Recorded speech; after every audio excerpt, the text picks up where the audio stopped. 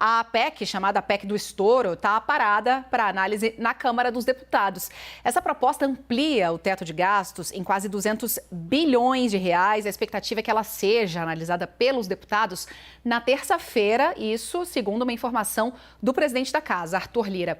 E é sobre isso que a gente conversa agora com o Daniel Cury. Ele é diretor do Instituto Fiscal Independente do Senado, que é o órgão que analisa os cenários fiscais do país. Daniel, bom dia, seja muito bem-vindo aqui também à nossa programação.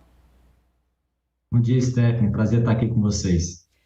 Daniel, vou começar te perguntando como é que fica o orçamento do governo federal com a PEC. Melhora as perspectivas aí sobre as contas públicas para o ano que vem ou justamente o oposto disso?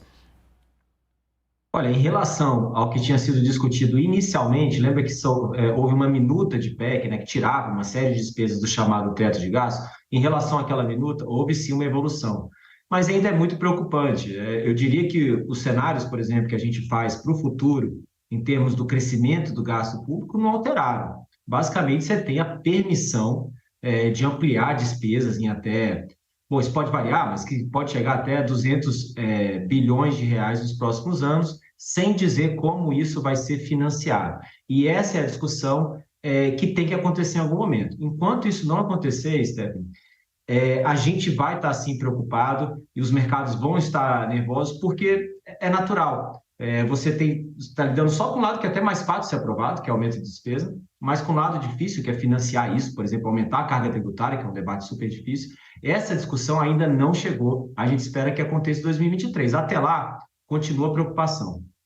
Qual que é exatamente na prática, Daniel? Eu queria que você conseguisse detalhar, talvez até se existir alguma forma didática, dos riscos disso, de você propor um gasto e depois lá na frente, depois de aprovado, é que dizer, olha, esse dinheiro que eu estou gastando aqui vai sair de tal fundo, vai sair desse pedaço aqui do cofre. Por que isso pega tão mal no mercado? Bom, a gente está ampliando despesa. E qual é a natureza dessa despesa que a gente está ampliando? A principal delas, como a gente sabe, é o aumento do Bolsa Família, ou Auxílio Brasil, né, que deve voltar a ser chamado de Bolsa Família. Essa é uma despesa permanente. A gente vai aumentar um programa, é uma despesa obrigatória, né? Então, assim, a gente não espera que ela reduza nos próximos anos. Então, quando a gente coloca isso na conta, a gente está, sim, ampliando o gasto permanentemente. Além disso, também tem a história de recompor programas orçamentários. Então, quando o governo eleito diz em recompor, você também não espera que ele recomponha em 2023 e depois volte atrás. Por que preocupa, então? Porque você tem uma elevação de despesa em 2023, mas ela é permanente, ela deve continuar nos próximos anos. Como a gente tem uma dívida que já é alta na comparação com outros países emergentes, bom, todos os países se endividam, né, Stephanie? Mas a gente tem uma média ali dos países emergentes que está em cerca de... A dívida chega a 60 e poucos por cento do PIB, né? De tudo que a gente produz no ano, a dívida é cerca de 60%. O Brasil está com 75%.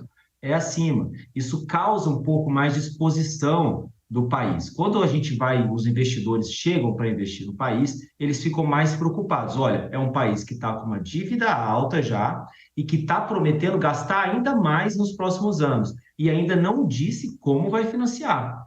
Então, por isso que gera todo esse espécie de estresse, né? É porque você não tem, os economistas também falam em ancorar, né? Você não está ancorando a expectativa em relação aos gastos. Você não sabe. Quando você vai fazer conta, você não sabe como que a conta vai fechar daqui a uns anos. Por exemplo, no caso da IFE, né, a Instituição Fiscal Independente, a gente fez a projeção com a PEC da transição, né, agora está sendo chamada de PEC do estouro também, onde só o gasto cresce. Você não aumenta a carga tributária, por exemplo, para compensar.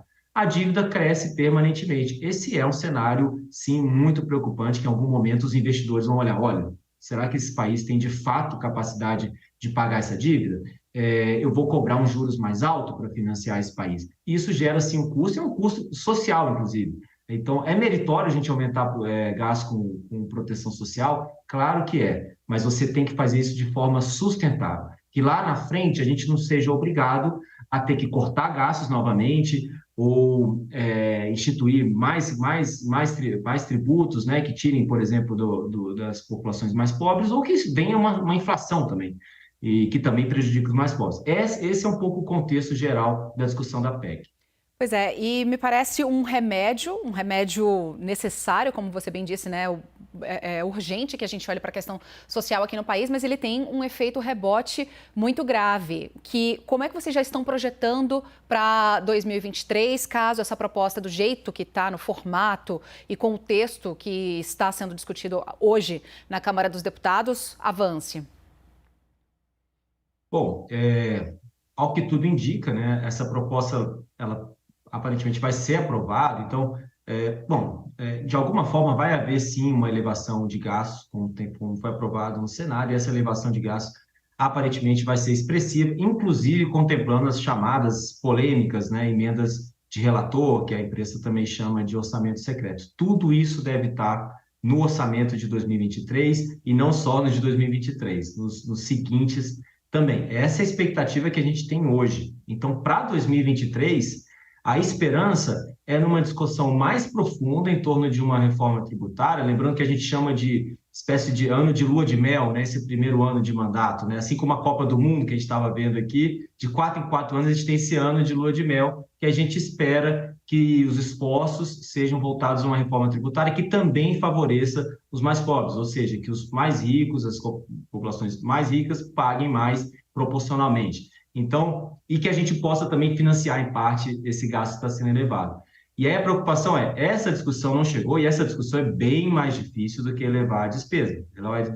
Para elevar a despesa, o Congresso tende a ser bem mais permissivo do que para aumentar tributo e mexer na carga tributária. Então, é uma situação bastante preocupante por conta da necessidade de trazer uma discussão em torno de uma reforma tributária em 2023 e, mais do que isso, qual vai ser o novo teto de gastos, por exemplo? Isso também está ficando pendente. Agora, a proposta aprovada no Senado exige que o Executivo mande uma proposta até 31 de agosto de 2023 de um novo arcabouço fiscal, que se chama qual será o novo teto? Isso ainda não aconteceu. E você vê, Daniel, até terreno fértil para que essas discussões venham e venham da maneira breve como precisam vir, tão urgentemente, que a gente consiga ter algo minimamente desenhado, quem sabe aí no primeiro trimestre ou no primeiro semestre, com a nova legislatura, com o novo governo eleito a partir do dia 1º de janeiro? Olha, isso é muito difícil saber. Como eu disse, esse começo de mandato ele é propício, né, à aprovação de reformas. E no caso da reforma tributária, ela já teve muita discussão. A gente tinha duas principais propostas, uma na Câmara e no Senado, de certa forma parecidas, né, que já avançaram. Então, alguns consensos talvez já existam, né? Então, dá para a gente ser otimista, eu diria. Dá para a gente ser otimista de que, a depender de quem vai conduzir também por parte do Executivo, né? E também dentro quem vai representar o governo dentro do Congresso, dá para a gente ser otimista e que no ano que vem, no primeiro semestre, a gente avance numa proposta. Mas ainda é cedo para ter esse cenário bem definido. Talvez passado janeiro, aí depois do carnaval, que é quando o país funciona de fato, a gente consiga apontar a nossa bússola para alguma direção, né, Daniel?